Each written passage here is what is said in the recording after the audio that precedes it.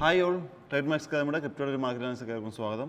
നമ്മൾ എന്തായാലും market condition എന്താണെന്ന് നോക്കാം. മാർക്കറ്റ് ബുള്ളിഷ് ആണോ ബെയറിഷ് ആണോ അല്ലെങ്കിൽ മാർക്കറ്റ് കണ്ടീഷൻ എന്താണെന്നുള്ളത് നമുക്ക് ഇവിടെ നോക്കാം. നമ്മൾ മാർക്കറ്റ് ഡേ ടൈം ഫ്രെയിം ഒന്ന് ഷിഫ്റ്റ് ചെയ്ത് നോക്കിക്കഴിഞ്ഞാൽ നിങ്ങൾക്ക് നോക്കിയാൽ കാണാൻ സാധിക്കും മാർക്കറ്റ് ഒരു ചെറിയ സെൽ ഓഫ് വന്നെങ്കിലും മാർക്കറ്റ് അഗ്രസീവായിട്ട് അല്ലെങ്കിൽ മാർക്കറ്റ് ആ ഇതിൽ നിന്ന് റിക്കവർ ചെയ്യാനായിട്ട് ശ്രമിക്കുന്നുണ്ട്.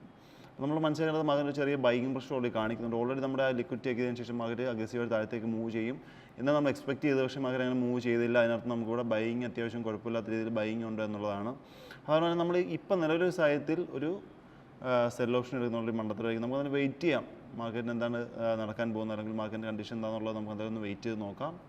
ഓൾറെഡി മാർക്കറ്റ് ഈ ഒരു ലിക്വിഡിറ്റിക്ക് ശേഷം അഗ്രസീവ് താഴത്തേക്ക് പോയില്ലെങ്കിൽ നമ്മൾ മനസ്സിലാക്കേണ്ടത് മാർക്കറ്റ് ഇനി എന്ത് ചെയ്യാം, ആ മുകളിലുള്ള ലിക്വിഡിറ്റി ടേക്ക് ചെയ്യാം എന്നാണ്. നമ്മൾ ഓൾറെഡി 1 hour ടൈം ഫ്രെയിമിലേക്ക് ഒന്ന് ഷിഫ്റ്റ് ചെയ്ത് കഴിഞ്ഞാൽ നമ്മൾ ഇന്നലെ ഒരു ട്രേഡ്സ് ഓൾറെഡി പ്ലാൻ ചെയ്തിട്ടുണ്ടായിരുന്നു. ഇങ്ങനെ ഒരു ട്രേഡ്സ് ഓൾറെഡി നമ്മൾ ഓൾറെഡി പ്ലാൻ ചെയ്തിട്ടുണ്ടായിരുന്നു.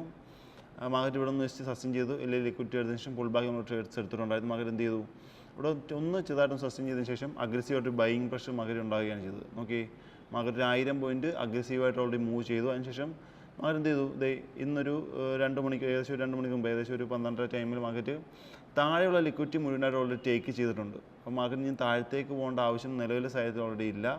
മാർക്കറ്റ് ഇവിടുന്ന് ഒരു ബുള്ളിഷ് സൈഡ് അല്ലെങ്കിൽ മാർക്കറ്റ് മുകളിലേക്ക് ഒരു മൂവ്മെൻറ്റ് നടത്താനുള്ള പോസിബിലിറ്റി വളരെയേറെ കൂടുതലാണ്. അതുകൊണ്ട് തന്നെ നമ്മളിനി എക്സ്പെക്ട് ചെയ്യുന്ന മാർക്കറ്റ് ഈ ഒരു 1 hour ഡിമാൻഡിൽ 1 hour സപ്ലൈയിലേക്ക് എത്തും എന്നാണ് എക്സ്പെക്ട് ചെയ്യുന്നത്. പക്ഷേ മാർക്കറ്റ് അവിടെ റെസ്പെക്ട് ചെയ്യാനുള്ള പോസിബിലിറ്റി ഇനിയും കുറവാണ്. കാര്യം എന്ന് പറഞ്ഞാൽ ഓൾറെഡി ഒരു തവണ 1 hourൽ അല്ല 1-2 തവണ മാർക്കറ്റ് 1 hour ഓൾറെഡി റിയാക്ട് ചെയ്തു. അപ്പോൾ അതുകൊണ്ട് തന്നെ ഇനിയും ഈ സോണിൽ റെസ്പെക്ട് ചെയ്യാൻ പോസിബിലിറ്റി കുറവായതുകൊണ്ട് തന്നെ മാർക്കറ്റ് ഈ ഒരു 4 hour സപ്ലൈയിൽ ഈ ഒരു ഏരിയ വരെ ഒരു 66,300 റേഞ്ച് വരെ മാർക്കറ്റ് എത്തും എന്നാണ് എക്സ്പെക്ട് ചെയ്യുന്നത്.